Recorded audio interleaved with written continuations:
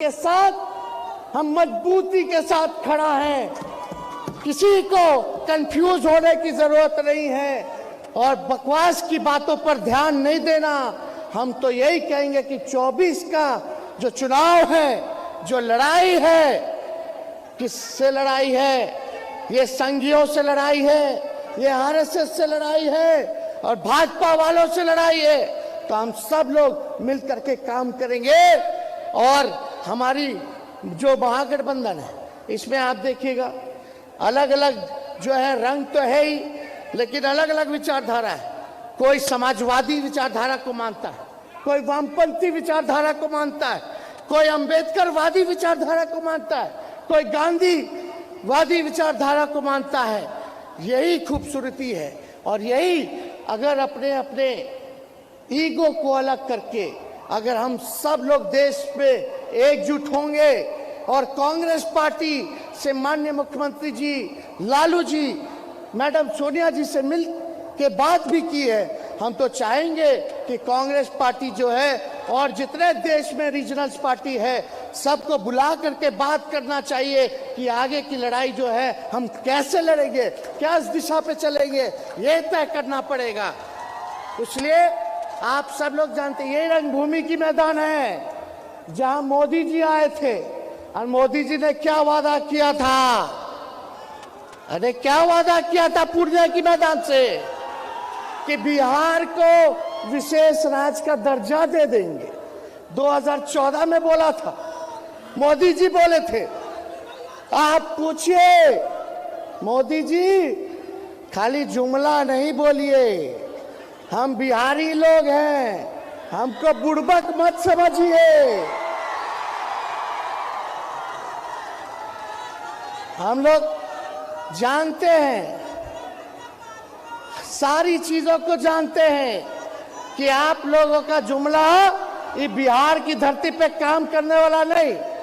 बिहार को विशेष पैकेज देंगे, किसानों का आय दुगुना कर देंगे 22 में, सबको जो झोपड़ी है उसको हटा करके पक्का मकान बना देंगे 2022 में, 2 करोड़ का रोजगार जो है, नौकरी जो है 22 में देंगे। कहाँ हुआ? एक काम बता दीजिए जो इन लोगों ने किया। अभी जो बजट आया देश का, पूछिए मोदी जी से, पूछो भारत सरकार से कि बिहार को क्या मिला। अरे क्या मिला बिहार को? सन्नाटा सन्नाटा, खत्म, जीरो, कुछ नहीं। वो तो हम धन्यवाद देते हैं नीतीश जी को कि उनकी नेतृत्व क्षमता है कि अपने ही बिहार सरकार अपने खर्च पर इतना विकास कर रही है, आगे बढ़ रहा है। अगर यही सहयोग मुख्यमंत्री जी और हम लोगों को मिल जाए सरकार को तो बिहार 5 अव्वल राज्यों में, टॉप 5 स्टेट में जो है बिहार आ जाएगा। हाथ उठा करके बताइए, आप लोग विशेष राज्य का दर्जा चाहते हैं कि नहीं चाहते हैं? अरे चाहते हो कि नहीं चाहते? तो इसलिए देश में बेरोजगारी है, महंगाई है, इस पे कोई चर्चा नहीं करता। सब लोग चर्चा, और कुछ बीजेपी माइंडसेट की मीडिया है जो दिन रात काम है कि जो उनको हुकुम जो बोलिएगा वो हम करेंगे हुकुम। सच्चाई मत दिखाओ तो बोलता है हम सच्चाई नहीं दिखाएंगे हुकुम। यही काम में लगे हुए। किस काम में लगे हुए? जहर बोने में लगे हैं, समाज को बांटने में लगे हैं। क्या काम कर रहे हैं ये लोग? इसलिए आप सब लोगों को हम कहना चाहते हैं, आप सब लोग चौकन्ना रहिए। 2 के फरवरी में गुजरात में क्या हुआ था? गुजरात मॉडल के बुनियाद में है जनसंहार, और अभी इस बार के चुनाव में भी भारतीय जनता पार्टी ने हमें याद दिलाई कि जनसंहार उनके लिए कितना महत्वपूर्ण है। 15 अगस्त के दिन जब पूरे हिंदुस्तान में हम आजादी के 75 साल मना रहे थे, उस समय हमने देखा कि बिल्किस बानो के परिवार के हत्यारों को, बलात्कारियों को जेल से रिहा कर दिया गया और उनको नायक की तरह पेश किया गया माला पहना करके। तो जनसंहार और बलात्कार के अपराधी भाजपा के लिए नायक हो सकते हैं, हमारे लिए शुद्ध रूप से अपराधी है, और गुजरात मॉडल इस अपराध पर खड़ा है।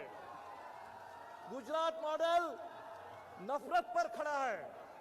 हमने इस चुनाव में एक नेता को भाषण करते हुए सुना, एक फिल्मी अभिनेता। उन्होंने कहा कि हम महंगाई बर्दाश्त कर लेंगे, महंगाई बर्दाश्त कर लेंगे, बेरोजगारी बर्दाश्त कर लेंगे, गैस की कीमत बढ़ जाए वो भी बर्दाश्त कर लेंगे, लेकिन बगल में कोई बंगाली आकर के मछली पकाए ये हम बर्दाश्त नहीं करेंगे। और बाद में उन्होंने कहा कि बंगाली से हमारा मतलब बांग्लादेशी और रोहिंग्या है। ये नफरत है भारतीय जनता पार्टी के गुजरात मॉडल की बुनियाद।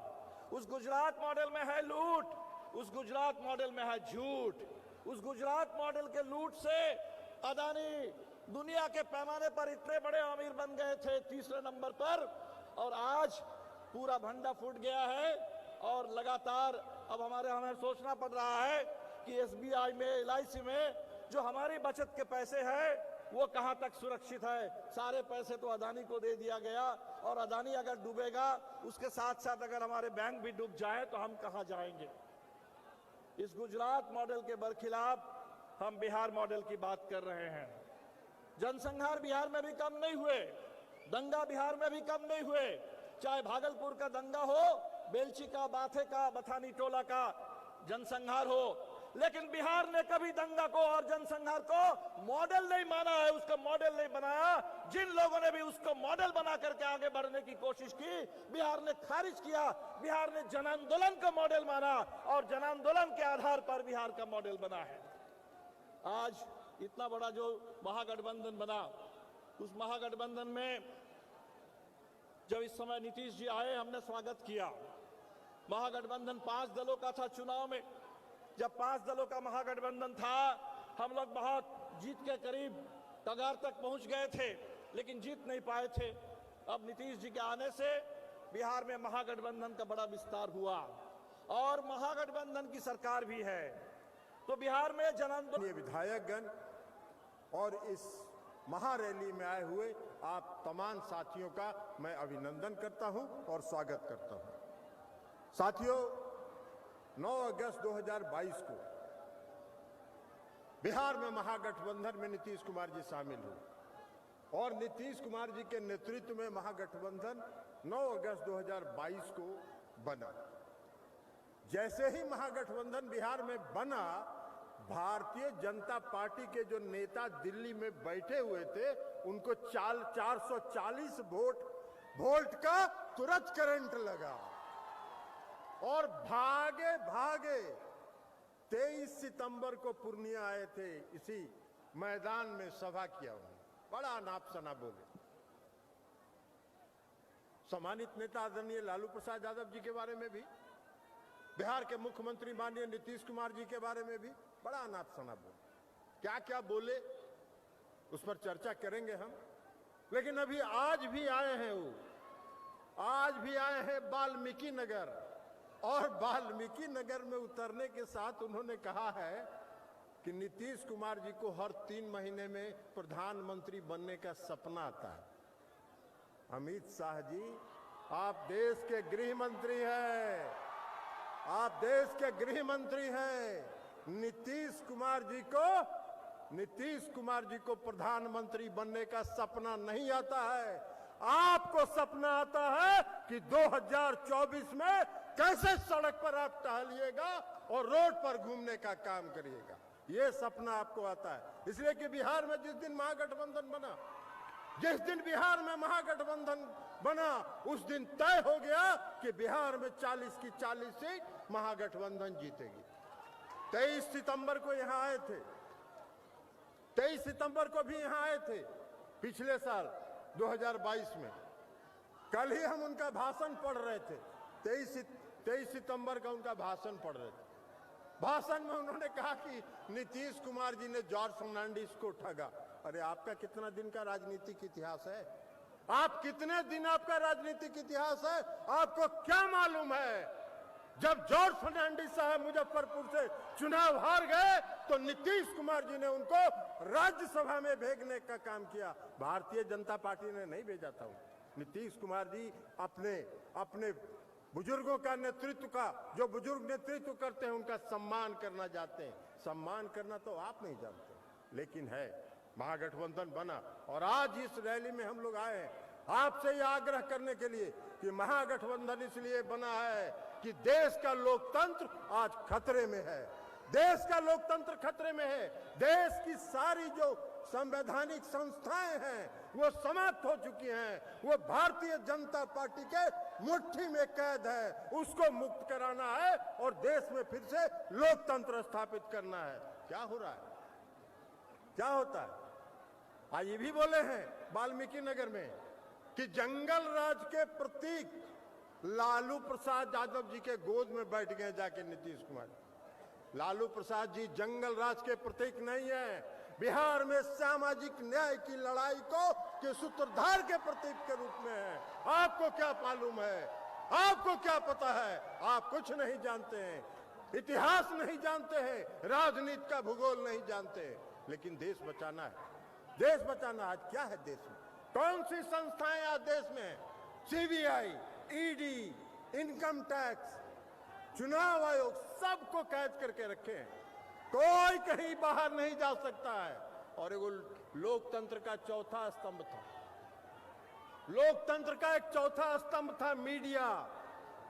मीडिया, हम इन साथियों के बारे में नहीं कर रहे हैं जो यहां मीडिया के हमारे साथी हैं, इसलिए कि इनका दोष नहीं है। ये मीडिया के साथियों का दोष नहीं है। इनका जो मैनेजमेंट है वो पूंजीपतियों के हाथ में है और सारे पूंजीपति उस पर कब्जा कर चुके हैं। कोई खबर नहीं चल सकती है। आज अगर लालू जी के यहाँ छापा पड़ जाए 15 दिन तक खबर चलता रहेगा। सुबह, दोपहर, शाम, रात, हर 2-2 घंटा पर चलेगा। 81,000 करोड़ का फ्रॉड, कारपोरेट फ्रॉड इस देश में हुआ। 81,000 करोड़ का कॉर्पोरेट फ्रॉड हुआ। कितने दिन मीडिया में चला? कौन सी मीडिया के लोगों ने इसको देखने का काम किया? कौन सी मीडिया ने दिखाने का काम किया? किसी ने नहीं दिखाने का काम किया। इस देश की सरकार ने एक शब्द नहीं कहा। कभी भी तो कहते भाई माननीय गृह मंत्री जी, प्रवचन तो आप दे रहे हैं, प्रवचन तो दे रहे हैं, तो यह भी तो कहते कि 81,000 करोड़ रुपए का कारपोरेट फ्रॉड इस देश में हुआ कि नहीं हुआ। आप यह भी तो कहते कि अगर हुआ है तो हम उसकी जांच कराएंगे, दोषियों को दंडित करेंगे। किसका पैसा गया? किसका पैसा गया? ये लोगों का पैसा गया। इन लोगों का पैसा गया। देश की जनता का पैसा गया। लाखों करोड़ रुपया जो जीवन बीमा निगम में, LIC में जो लोगों ने इन्वेस्ट किया है, 18,000 करोड़ रुपए का घाटा एक दिन में हुआ। 18,000 करोड़ रुपए का घाटा LIC को एक दिन में हुआ। कोई पूछने वाला नहीं है। आज तक सरकार एक शब्द नहीं बोल रही है। सरकार ने कभी चर्चा भी नहीं किया कि यहां देश में फ्रॉड हुआ कि नहीं हुआ। इसकी जो भी समाचारें हैं वो इंटरनेशनल मीडिया में आ रहे हैं। इस देश की मीडिया नहीं दिखा रही, इसलिए कि इस देश की मीडिया दिखा कैसे सकती है? इस देश की मीडिया तो वही दिखाएगी जो वहां से स्क्रिप्ट उनको दिया जाएगा। तो इसलिए लोकतंत्र खतरा में है। लोकतंत्र खतरा में है। आज एक भी जरा पूरे देश में भारतीय जनता पार्टी के नेताओं को हम चुनौती देते हैं कि पूरे देश में एक भी भारतीय जनता पार्टी के नेता के यहाँ कोई छापा पड़ा क्या? CBI हो, ED हो या इनकम टैक्स हो, नहीं पड़ा, नहीं पड़ेगा। इसलिए कि कोई कितना भी भ्रष्ट हो, अगर भारतीय जनता पार्टी में शामिल हो गया तो Bharatiya Janata party washing machine है। वो वॉशिंग मशीन से साफ होके चकाचक होके निकल गए। अरे वाह भाई, अरे वाह भाई, ऐसा वॉशिंग मशीन चला रहे हो। आज देश का लोकतंत्र खतरे में है। देश में अघोषित आपातकाल है। देश में इमरजेंसी से भी बदतर स्थिति है। इसलिए लोकतंत्र खतरे में। देश को आज बचाने की आवश्यकता है। इस लोकतंत्र को बचाने की आवश्यकता है। जो संवैधानिक संस्थाएं हैं वो जो उनके मुट्ठी में कैद है उसको मुक्त कराने की आवश्यकता